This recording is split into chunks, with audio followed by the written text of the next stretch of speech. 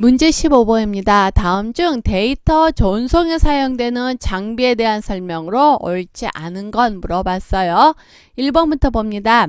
데이터 전송의 정확성을 보장하기 위해서 라우터를 사용한다. 라우터요?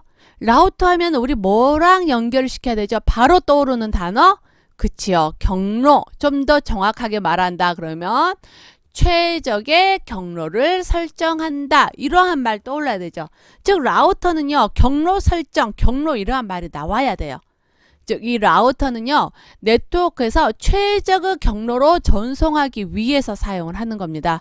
그래서 이 라우터는요. 최적의 경로를 설정해서요. 데이터의 흐름을 제어를 해줘요.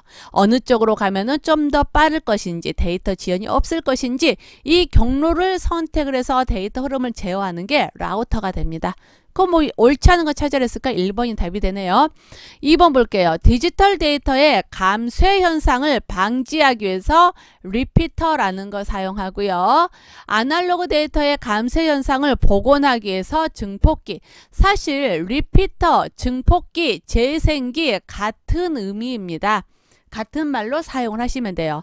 즉 어떤 거냐면 내 컴퓨터에서 A라는 컴퓨터에서 데이터를 전송을 합니다. 근데 처음에는 분명히 신호가 세게 갈 거예요. 하지만 거리가 멀어지면 어때요? 신호의 세기가 약해질 겁니다. 그러니까 어떻게 하냐? 중간에 리피터기라는 장치를 하나 둬요. 그러면 리피터기를 통해서 신호가 다시 세지는 겁니다.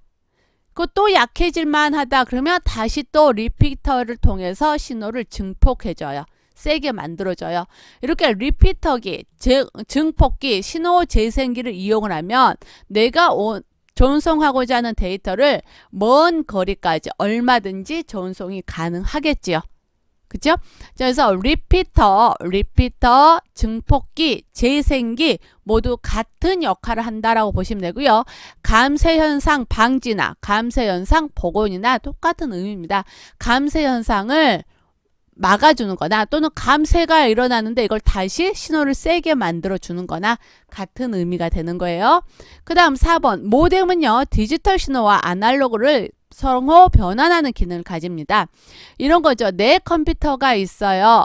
자, 그 다음에 모뎀이 있습니다. 모뎀이 있고요. 내 컴퓨터에서 모뎀을 통해서 신호 전송, 통신 회선을 통해서 전송이 됩니다.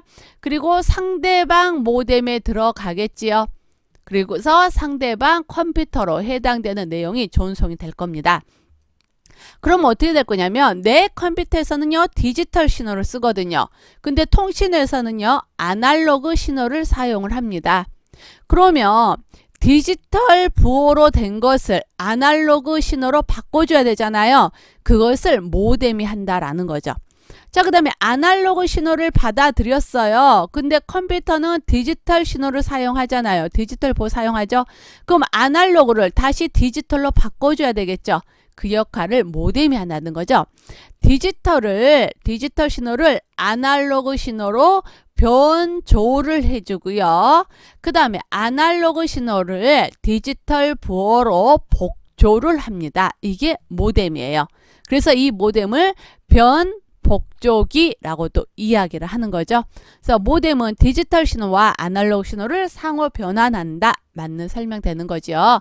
그래서 문제 15번 옳지 않은 것 찾아라 했으니까 답은 1번 하시고 라우터 하시게 되면 라우터 하면은 경로라는 것 꼭 기억을 해 주시길 바랍니다.